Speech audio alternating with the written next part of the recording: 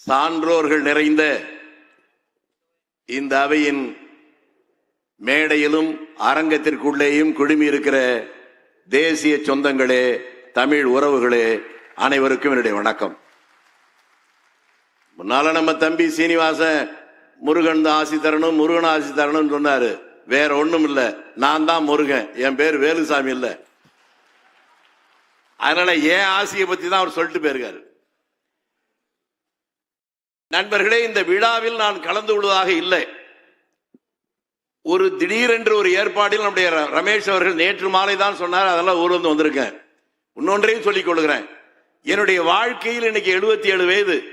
பொங்கல் அன்று எந்த நாள் வேண்டுமானாலும் வெளியூர்ல இருப்பேன். ஆனா பொங்கலுக்கு என்னுடைய கிராமத்தில் மட்டும்தான் இருப்பேன். முதன் முறையாக துக்ளக் என்று சொல்லி அழைத்த காரணத்தால் அந்த கொள்கையை ஒதுக்கிவிட்டு வந்திருக்கேன். துக்ளக் எப்போது உருவாக்கப்பட்டது, எப்படி உருவாக்கப்பட்டது என்று கூட தெரியும். சோ அவர்களே உருவாக்கியது அல்ல துக்ளக் பத்திரிகை. அண்ணாமலை யூனிவர்சிட்டிக்கு ஒரு முறை போகிறார். அங்க இருக்கிற மாணவர்களிடம் பேசுகிறார். திடீரென்று 2 பேர் கேள்வி பதில் வருகிறது. அது முடிந்தவுடனே சில மாணவர்கள், இது ரொம்ப சுவாரஸ்யமா இருக்கே, நீங்கள் எப்படி இந்த கேள்வி பதில் மாதிரியே ஒரு நிகழ்ச்சி நடத்தினா என்ன என்று அவர்கள் கேட்டதனுடைய அடுத்த வெளிப்பாடு தான் துக்ளக் பத்திரிகை. அதுக்கப்புறமா அதுக்கு ஒரு பெரிய வேறுபாடு. அதுக்கு எனக்கு இருக்கிற தொடர்பு 70கள் தான் நான் கூட்டங்களில் பேச ஆரம்பிச்சேன். 71 தேர்தல் வருகிற போது எங்க ஊர்ல இருக்க வேண்டிய நான் ஆவேசமாக பேசுற பேச்செல்லாம் கிடையாது. நான் சாதாரணமா பேசிக்கிட்டு இருப்பேன். நான் கோபமாக ஆவேசமாக பேசுவதற்கு கூட துக்ளக் தான் காரணம். 71 தேர்தல், அந்த தேர்தல் நேரத்தில் பத்திரிகை சுதந்திரத்தை காக்க வேண்டும் என்பதற்காக துக்ளக் பத்திரிகை தமிழ்நாடு முழுக்க இருந்தெல்லாம் பறிமுதல் பண்ணாங்க. அதை கண்டித்து ஒரு ஊர்வலம் நடத்த வேண்டும் என்று சொல்லி ஒரு வாகனத்திலே விளம்பரம் செய்து கொண்டு வந்தார்கள் எங்கள் ஊருக்கு. அந்த நேரத்தில் இருந்த ஆத்திரம், ஆவேசம், அந்த மைக்கை வாங்கி வெளியிட்டு ஆவேசமா பேசினேன். எனக்கே தெரியாது. எங்க ஊருக்காரெல்லாம் இப்படி பேசுறேடா, நல்லா இருக்குன்னா என் நேரம் பாருங்க. அடுத்து அந்த தேர்தலில் பேசுனதுக்கு என் மேல 4 கேஸ். நான் இந்த அரங்கத்திலே பேசுகிற போது நான் என்னுடைய பழைய நினைவுகள், என்னுடைய சிந்தனை பரல் இருக்கிற பலவர்கள தூசி தட்டி இப்பொழுது நான் யோசித்து பார்க்கிறேன். முன்னால இருக்கிறவங்க எனக்கு யாரும் புதிய சைதை துரைசாமி நீங்க சொல்றீங்க, அவர் எனக்கு எங்க ஊருக்காரர். ஏன்னா அவர் எங்க கரூர்காரர் தான். அவர் சக்கரவர்த்தி இருக்கிறார், அது வேற.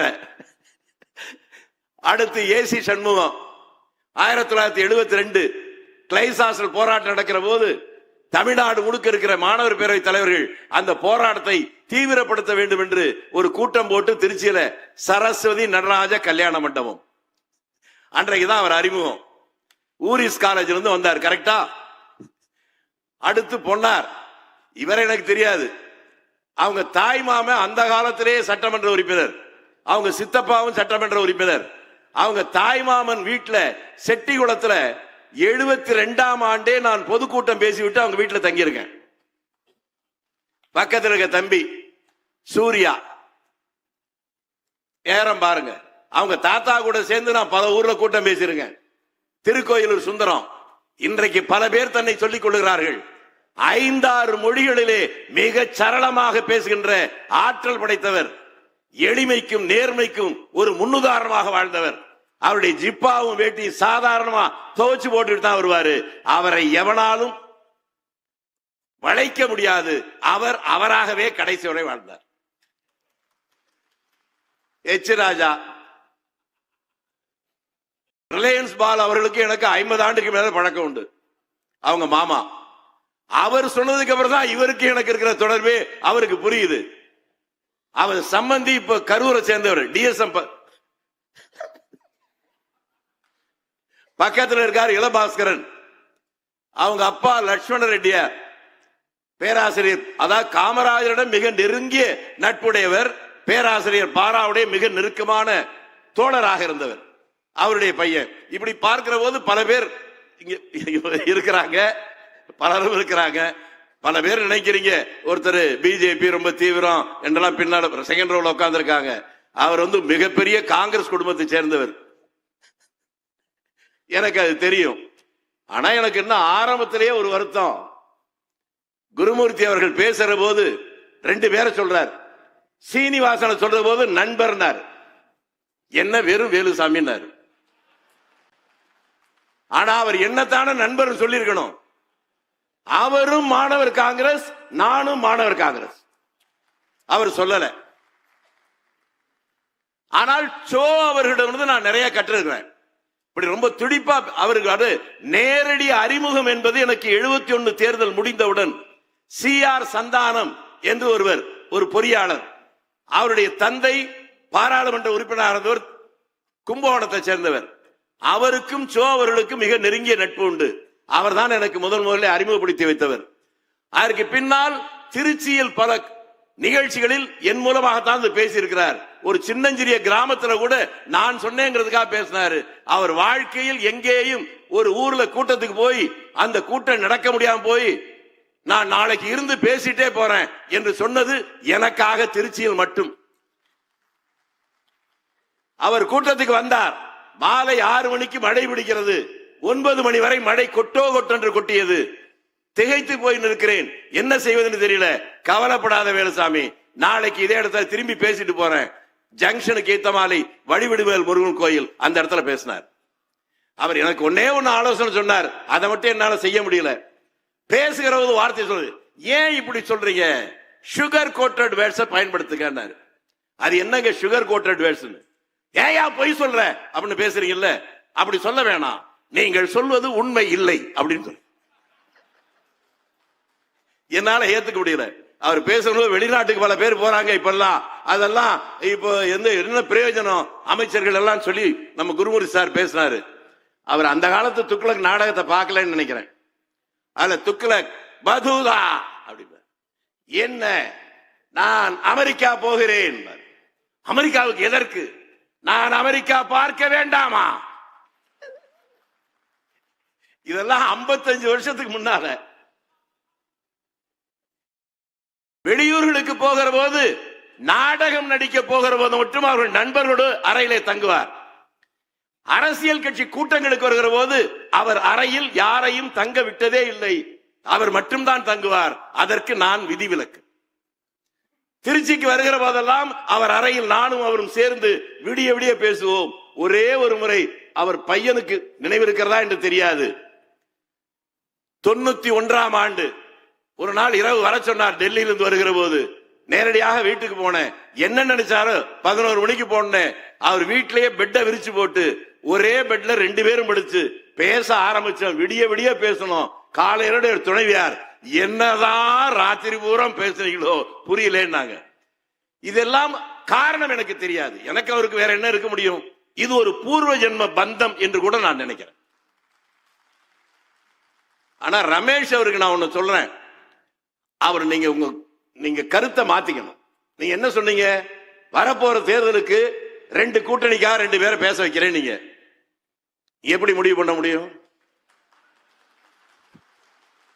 எங்க இதே தமிழ்நாட்டில் தாங்க தேர்தல் அறிவிச்சு நாமினேஷன் போட்டு வித்ட்ரா பண்ற நடுவுல 3 நாள்ல ஒரு புதிய கூட்டணி உருவாகி ஆட்சியவே பிடிச்சு.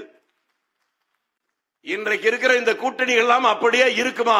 ஒரு கேள்வியை கேட்டு நீங்களே கேட்டு பாருங்கள், விடை அப்போது தெரியும். அதனால பல மாறுதல் வரும். எந்த நேரத்தில் வேண்டுமானாலும் எப்படி வேணாலும் வரும். ஆனால் தேர்தல் முடிவு எப்படி இருக்கும்? நான் தெளிவா சொல்றேன். யார் காங்கிரஸ் கட்சிக்கு அமைச்சரவையில 5-6 இடம் கொடுக்கிறாங்களோ அவங்களுக்கு ஆட்சி. அந்த விருப்பம் இல்லைன்னா அவர்கள் எதிர்கட்சி. அதனால சீனிவாச சிரிக்க கூடாது, உங்களுக்கு வாய்ப்பு இல்லை. ஏனென்றால் காங்கிரஸ் கட்சி யாரோடு வேண்டுமானாலும் கூட்டு சேரலாம், ஒரே ஒருவரோடு மட்டும் சேர முடியாது, அது பாஜக கூட. அதனால உங்களுக்கு வாய்ப்பே இல்லை. சோ அவர்களை பற்றி பேசுகிற போது இது நினைக்கிறது, பாஜக எல்லாம் பேசினாங்கல்ல. பாஜக அதாவது பாரதிய ஜனதா பார்ட்டி, அது அறிவிக்கிற போது அத்வானி, வாஜ்பாய், முரளி மனோகர் ஜோஷி 3 பேரும் அமர்ந்துதான் அறிவிக்கிறார்கள் டெல்லியில. முதலில் அறிவித்து அவர்கள் நோட்டீஸ் கொடுக்கிறாங்க பத்திரிகைக்கு. அதுல பாரதிய ஜனதா பார்ட்டின்னு கிடையாது. அது வந்ததற்கு காரணமே சோ. டெல்லியில் அந்த நிகழ்ச்சி நடக்கிறது. நான் இன்னொன்னையும் சொல்றேன், அத்வானி அவர்கள் எமர்ஜென்சி முடிஞ்சு தமிழ்நாட்டுக்கு முதலாக பிரச்சாரத்துக்கு வருகிற போது திருச்சியில் டவுன் ஹாலில் அவருக்கு முன்னாலே நான் பேசியிருக்கிறேன் 77. அதற்கு பின்னால் இருந்து இந்த நிகழ்ச்சி நடந்து கொண்டிருக்கிற போது நானும் மறைந்த கலிவரன் அவர்களும் இப்போதும் இருக்கிற கோவை நந்தகோபால் என்று ஒரு இருக்கிறார், 3 பேரும் சோவினுடைய அலுவலகத்தில் அமர்ந்து பேசிக் கொண்டிருக்கிறோம். அப்போது அத்வானி அவரிடம் பேசுகிறார். சோவிடம் கேட்டுவிட்டு கொஞ்ச நேரம் கழித்து சொன்னார், பாரதிய ஜனதா பரிஷத் என்று அறிவிக்க போகிறார் என்று. எனக்கு அப்ப புரியல. என் பக்கத்துல இருந்த நந்தகோபால்கிட்ட என்னையா சொல்றாரு, ஏதோ பரிஷத்துன்னு என்ன உனக்கு தெரியுமான்னு கேட்டேன். அவர் எனக்கும் தெரியல. அதை கவனித்த சோ, என்ன வேலுசாமி என்ன சொல்றீங்க, என்னமோ பரிஷத்து நீல, அது ஒண்ணும் இல்ல, நம்ம கட்சின்னு சொல்றோம்ல அதுதான். நான் சொன்னேன், பரிஷத்துனா வடக்க இருக்கவங்க தெரியுங்க, தெற்க இருக்கிற நமக்கெல்லாம் என்ன தெரியும். அது ஒரு 2-3 நிமிடம் விவாதம் வந்தது. அதுக்கு பின்னால் என்ன நினைத்தாரோ உடனே டெல்லிக்கு போன் போட்டார். போடுகிற போது அவர்கள் பத்திரிகையாளர்கள் முன்னாலே அமர்ந்து விட்டார் வாஜ்பாய். இருந்தாலும் பரவாயில்ல, உடனே கூப்பிடுங்கன்னு சொன்னோடனே இவர் அழைத்தால் என்ற ஒரே காரணத்திற்காக அமர்ந்திருந்த வாஜ்பாய் எழுந்து வந்து பேசினார். பேசியவுடன் இவர் தான் சொன்னார், பரிஷத் என்று சொல்லி இருக்கிறீங்க, அந்த பிஜேபி என்று அப்படியே இருக்கிறோம், பரிஷத் என்பதற்கு பதிலாக பார்ட்டி என்று போடுங்கள். இன்றைக்கு யாராவது டெல்லியில அதில் கலந்து கொண்ட பத்திரிகையாளர் இருந்தால் அவர்கள் கையிலே இருந்தால் பார்க்கலாம். அவர்கள் தந்த அந்த பத்திரிகை விளம்பரத்தில் பாரதிய ஜனதா பரிஷத்து தான் இருக்கும். இவர் அத்வானி வேண்டுகோள் விடுத்தார், நீங்கள் பத்திரிகை நாளைக்கு செய்தி எழுதுகிற போது பாரதிய ஜனதா பார்ட்டி என்று போடுங்கள். ஆக இந்த பார்ட்டி என்று வருவதற்கு சோதான் காரணம். அவரிடம் எனக்கு பிடித்தது முன்னாலே இருக்கிறவன் நண்பனா எதிரியா என்பதல்ல, அவன் பேசுகிற அல்லது அவன் செய்கிற அந்த செயல்கள் சரி என்றால் சரி என்பதும் தவறு என்றால் தவறு என்பதும் அதில் அவர் சமரசம் செய்து கொண்டதே இல்லை. நமக்கு இப்ப நம்ம எதுக்கு வருவோமே, இதுல நேரம் 26 தேர்தல் எப்படி வரும் என்னன்னு கேட்டாரு. அதுக்கு ஒரு முடிவை மட்டும் கண்டேன் சீதையை போல சொல்லிட்டேன். காங்கிரசுக்கு யார் மந்திரி சபையில் இடம் கொடுக்கிறாங்களோ அவங்க தான் வெற்றின்னு. ஆனால் எப்படிப்பட்டவர்களை தேர்ந்தெடுக்க வேண்டும், அது ரொம்ப முக்கியம். நான் ஏன்னா ஒரு கிராமத்தில் பிறந்தவன், யதார்த்தத்தை புரிந்து கொண்டிருக்கிறேன். 4 ஆண்டுகளுக்கு முன்பாக நான் ஊர்ல இருந்து வர்ற போது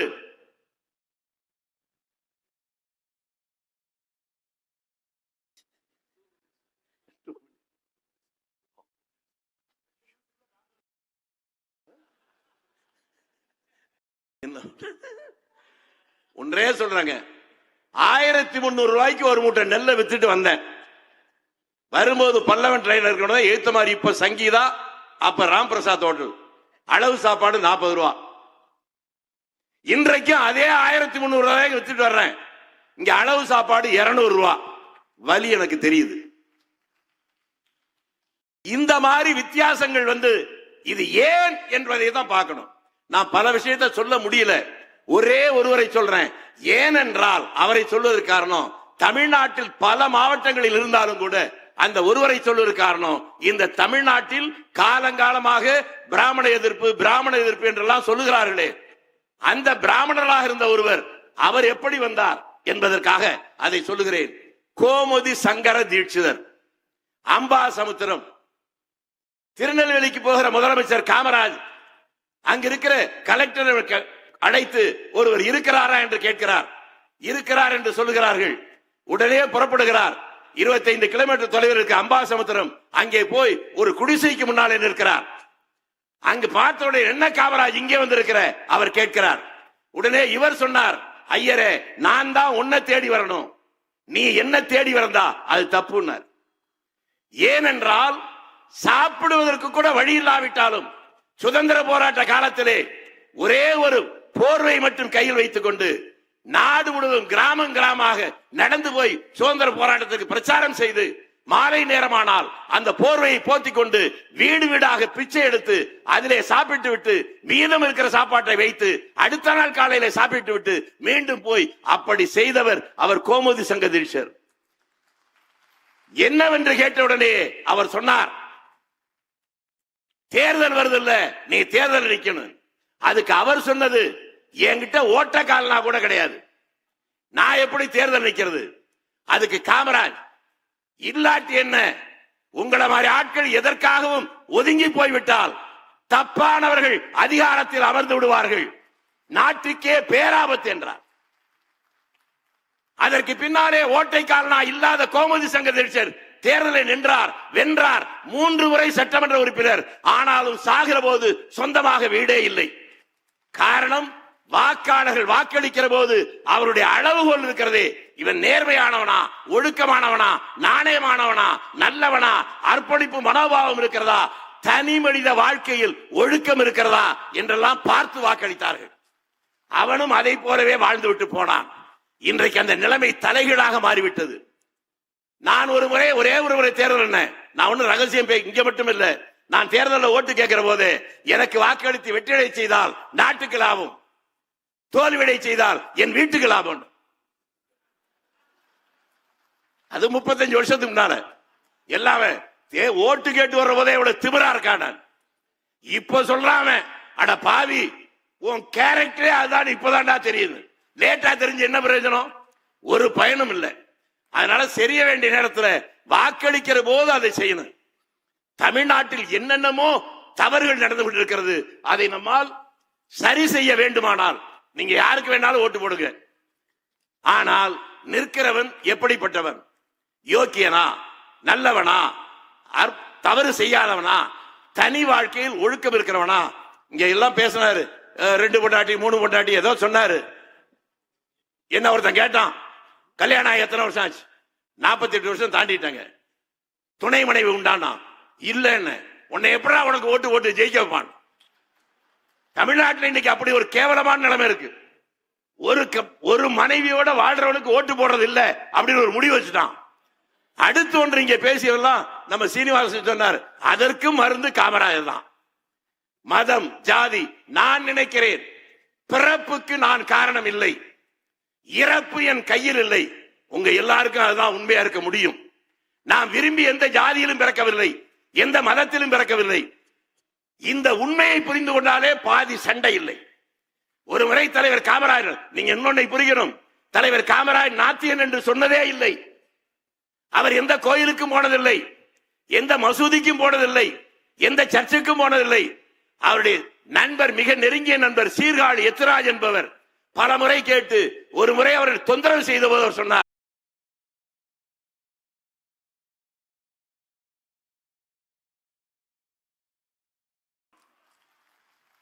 ஆக இது எல்லாவற்றையும் விட மனிதனாக வாழ்வதுதான் முக்கியம். இந்த நாட்டில் எவ்வளவோ வைத்துக் கொண்டால் எவனுக்கும் அச்சப்பட வேண்டியதில்லை, நீங்கள் அடிமையாக இருக்க வேண்டியதில்லை. தேவைகளை ஒதுக்கிவிட்டால் நீங்கள் துணிவாக இருக்க முடியும். அதுதான் என்னுடைய சூத்திரம், என்னுடைய கொள்கை, என்னுடைய லட்சியம். இந்த அடிபந்த விபரீதம், ஆகவே இந்த தேர்தல் விபரீதம், ஆகவே இந்த தேர்தல் நேரத்தில் கூட்டணி எப்படி வரும், யார் யாரோடு வரும், நான் ரமேஷை போல முன்னாலே சொல்ல மாட்டேன். அது மாறுவதற்கு ஏராளமான வாய்ப்பு இருக்கிறது. எந்த கூட்டணி எப்படி வந்தாலும் நிற்கிற வேட்பாளர்களுடைய தகுதியை பார்த்து நீங்கள் வாக்களித்தால் ஒவ்வொரு மாற்றமும் அந்த மாற்றம் தன்னிடத்தில் வர வேண்டும் என்று ஒவ்வொருவரும் நினைத்தால் தமிழ்நாடு மாறும், தமிழ்நாட்டுடைய அரசியல் மாறும், எதிர்கால சங்கதிகள் மாறும், இந்தியாவுக்கு அதுக்கு பெருமை ஏற்படும். யாரோ முகம் தெரியாத, பேர் தெரியாத, ஊர் தெரியாத லட்சக்கணக்கான பேர்கள் செய்த தியாகம் இன்றைக்கு நாம் சுதந்திரமாக வாழ்கிறோம். என்னுடைய அடுத்த தலைமுறை பேர பிள்ளைகளை பார்க்கிறது அச்சமாக இருக்கிறது. 7 வயது பெண் குழந்தை வெளியே போனால் மீண்டும் வருமா தெரியவில்லை. யாருக்கும் எந்த பாதுகாப்பும் இல்லை. அடுத்த தலைமுறையுடைய பாதுகாப்புக்காக நான் எதையாவது செய்ய வேண்டும் என்று நினைக்கிறேன். அதற்காக மட்டுமே இப்படிப்பட்ட நிகழ்ச்சியில் கலந்து கொண்டிருக்கிறேன். அதை நீங்கள் புரிந்து கொண்டால், நீங்களும் நானும் புரிந்து கொண்டால் நாட்டில் மாற்றம் ஏற்படும். 26 பொங்கல், பழையன கழிதலும் புதியன புகுதலும் பொங்கலின் சிறப்பு. வணக்க வாழ்க.